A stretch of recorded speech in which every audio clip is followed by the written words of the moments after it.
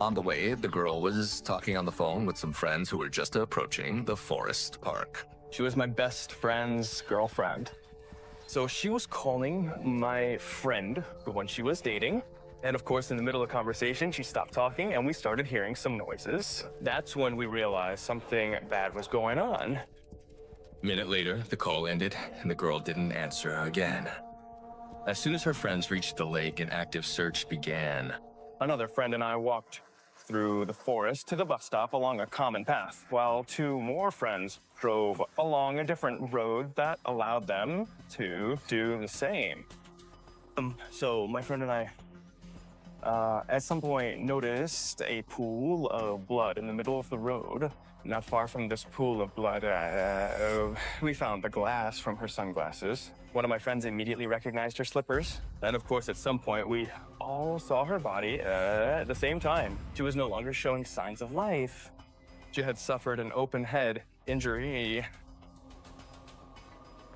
Soon, an investigative team was already at the scene of the tragedy. Similarities with the Solomatina case were obvious. Both girls visited the same beach, walked along the same paths, and used the La Biagiat Lake bus stop. Diana died in the same part of the forest where Ira was found barely alive in the spring. As in the Solomatina case, the experts found no traces of rape, no biomaterial from the perpetrator, no characteristic injuries on the girl's body. There were only biological traces Public of the evidence in the decorator's case was sent for re-examination.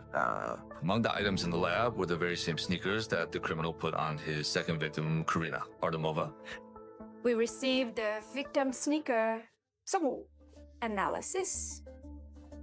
It's likely that the inside of the sneaker will contain the victim's fingerprints as well as the outside.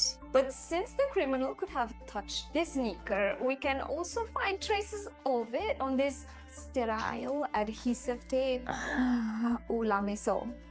This should leave traces of biological origin or stimulate. This biological material will then be isolated using special reagents. This means we determine the DNA concentration, and a single cell will be enough to isolate the genetic profile of the criminal or the victim.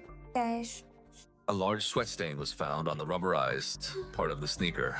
DNA was extracted from it, and the investigation obtained the criminal's genetic profile, the key piece of evidence in any case.